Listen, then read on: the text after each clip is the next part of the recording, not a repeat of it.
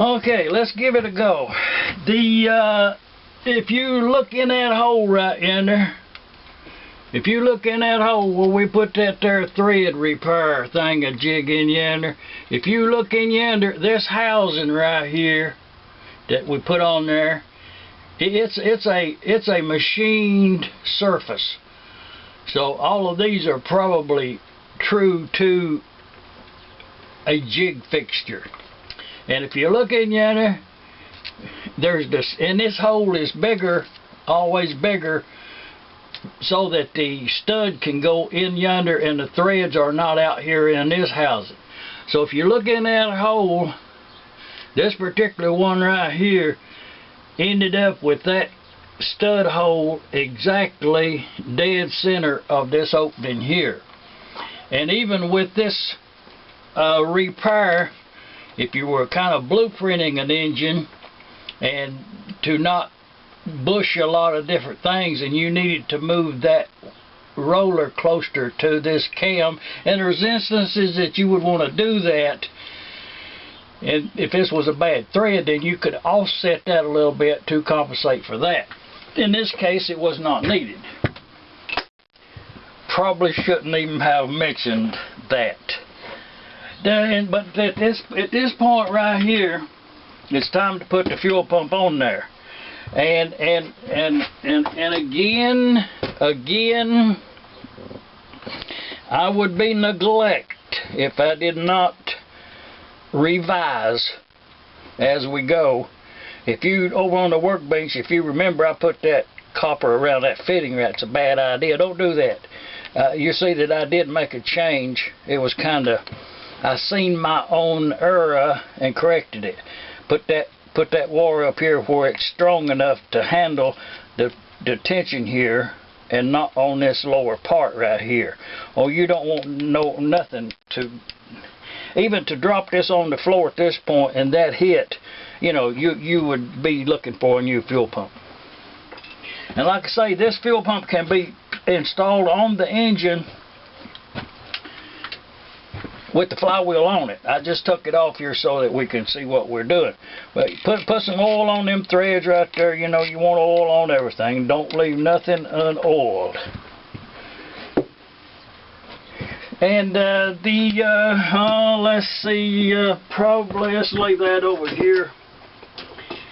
This push rod right here, if you are putting the fuel pump on the engine, it is easier to remove the rocker arm on the front, loosen this nut up, and then slide this forward and put the fuel pump on, and then slide this back and screw this into the roller thing. In this particular one right here, it's got a bend in it, and most of the time these will have a bend in them. Back here at the threads, and if you put the straight edge on this right here and check it, the bend it's in correspondence with this indent there for that little set screw right there in that collar, and it's bent upward right where that set screw is. So what I'm going to do is pull that back so I won't have no tension on the spring, and this set screw is in line with that, so I know the bend is it's up. It's very little, and I could straighten this, but there's no reason to. And the reason that I'm telling you this is it's important not to be misunderstood. When you have a bend up this way and the motion is this way, then all it does is changes slightly the end of this push rod up or down a little bit, the positioning of it. But and the roller wheel still runs in a straight line. Okay, if you turn this to where this is halfway around, now the bend is this way, and when it moves forward like this, it'll make your roller wheel wobble. If you put the bend in line with the rotation, either up, you have a choice, a half a turn, either up or down, And you can actually use that to your advantage if you need to move where this end of this push rod addresses your rocker arm. Now, there was a comment left at some point in time about that rocker arm. Was it concave, convex, some kind of shape that I ground on there? And no, it's not. This right here would just be dressed up to where it's flat across with no sharp edges. That's enough time on this thing right here. That goes right there. Exhaust push rod. Now, we still got to get a gas tank on this engine, but that's all clean. I'm going to put a little oil right there, you know. It's all clean. That's good. That's good. Just, you know, for curiosity, I'm going to just a little dab of oil in there. And the reason that this is loose is so that I can turn, I can put this all together on the engine.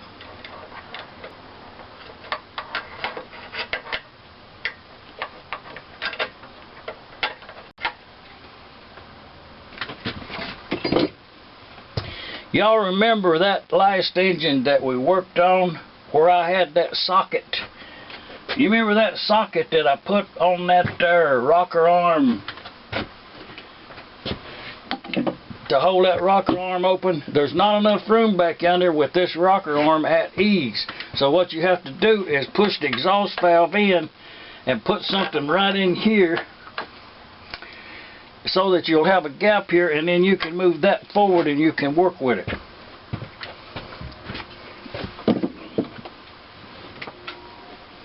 Now, when you bring this back here, you've got enough of room to put this up in yonder.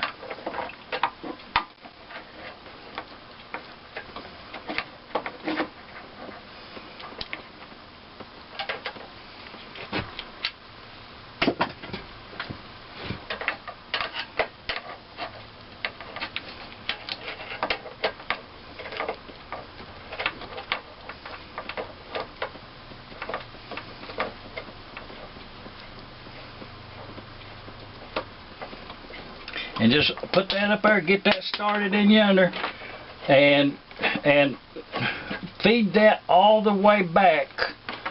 Turn that push rod into that fork and take all the way to the back. We'll adjust that exhaust rod later.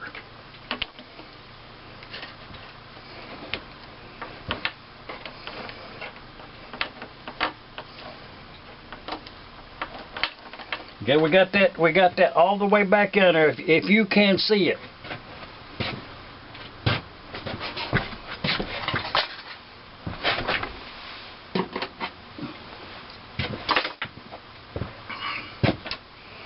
Make sure that everything is in there where it's supposed to be.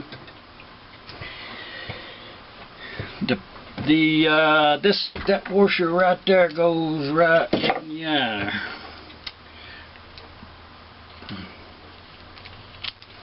You may find that this is kind of obstructed view, but if you were actually doing this to your engine, it all becomes apparent.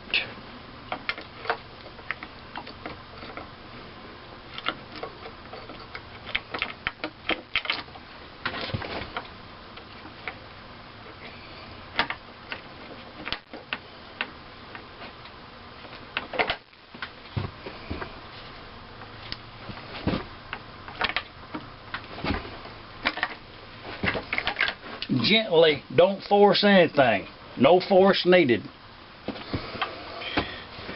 That's on the stud back yonder, all the way up there, bottomed out, and this right here started into that thread insert in yonder.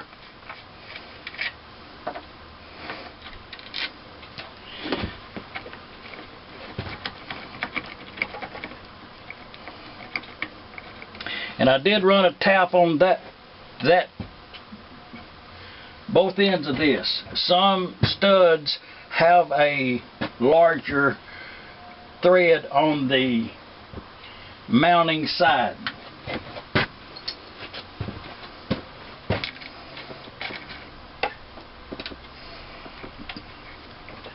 And we just lock your two nuts together, and it makes it easier to screw that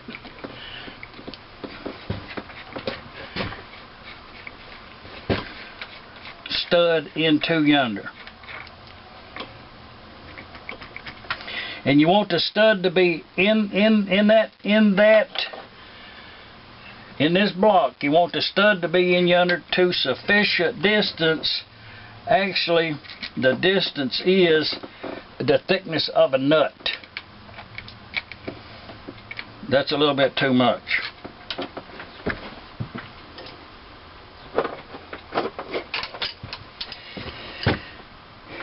You can use two thin nuts right there, but that's really, it's oil slick, so I can't get a hold on it. So I know I'm not going to have to put any pressure on the pliers, so I can actually do this one with just the way I did it there. So we'll put that nut right on yonder. Yeah. And tighten that up.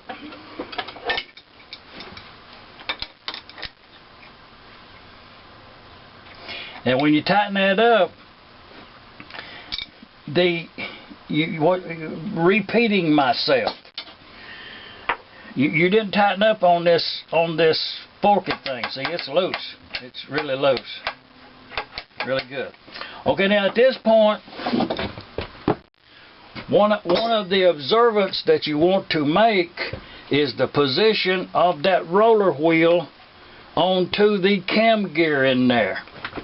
So, you know, looking down in, right down in here, looking down in behind that thing right there, I can see that the roller wheel is, it's to the engine side of that cam roller there. It's over yonder, but it's actually, it's dead level with the back of that.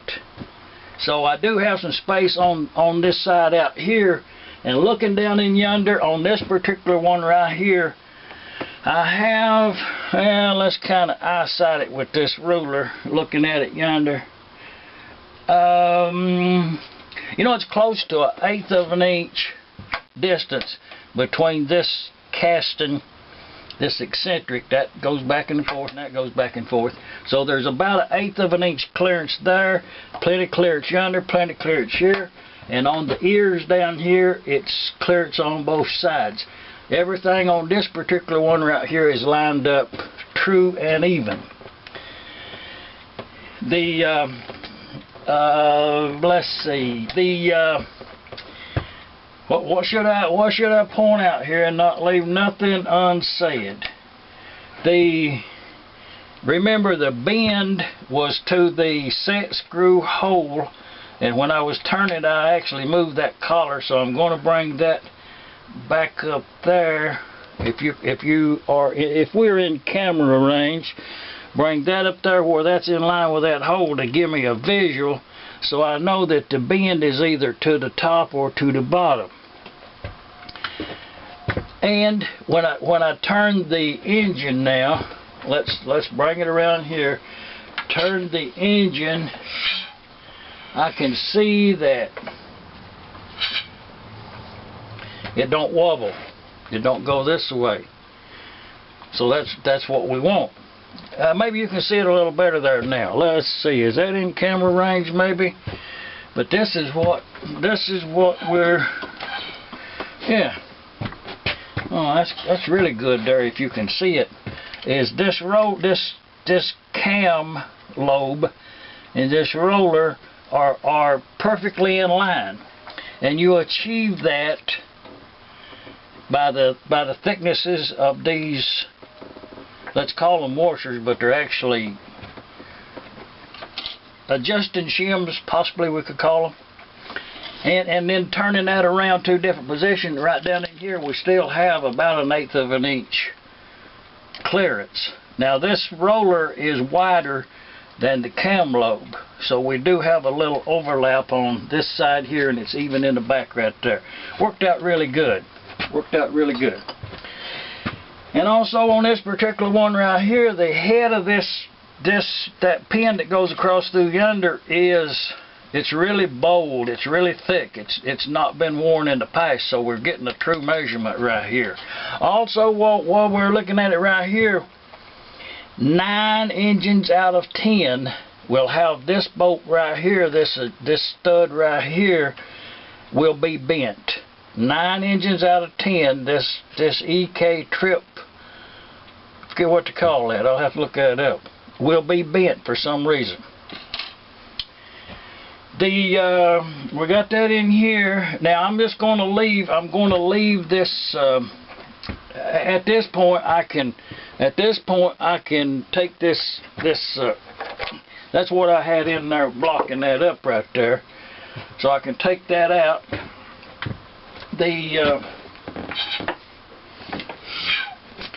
The adjustment on this trip arm, we'll do that later. We'll do that later. And also, it's just good practice, like this spring right here, to actually use a spring on your engine that is bare metal. These engines didn't come with a plated spring. So, and unplated springs are readily available if you shop for them. All that's left to do is to snip that wire away, and we'll be good to go. Let's take a break.